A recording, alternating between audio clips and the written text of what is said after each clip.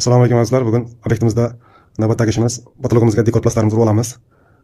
Ishimizda boshida karkaslarimizni to'qib edik. Bu zonamiz kuxnya zonamiz. Bu zonamiz spalniya zonamiz.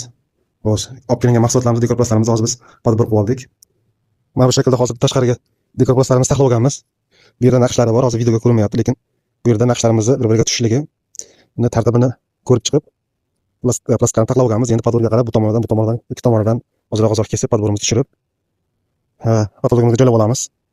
Bizni kuzatib borasiz. Hozir ko'rgan plastiklaringiz spalni xonamizdagi edi. Endi buni bitta tashlatgan holda sizlar bilan patologimizga tepaga urib olamiz. Qani azizlar, ketdik.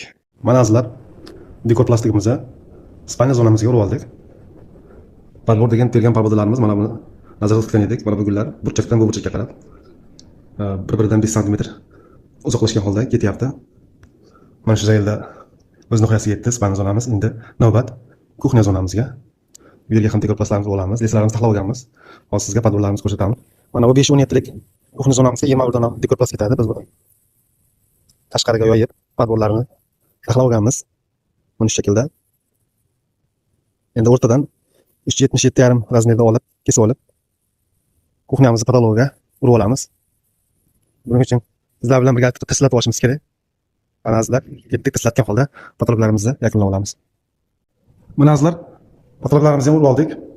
Kuxnya zonamiz, podborlarimiz mana shu shaklda chiqdi. Mana shu shaklda ajoyib bir shaklda podbor terib oldik. Kuxnya zonamiz, bu tomonimiz spalniya zonamiz va hammom zonamiz patologlari, hamma patologlari bitgan. Mana shu shaklda. Xo'p, bizni kuzatishda davom eting. E'tiborlaringizga katta rahmat. Sog' va salomat bo'lingizlar. Obuna bo'lishni unutmanglar.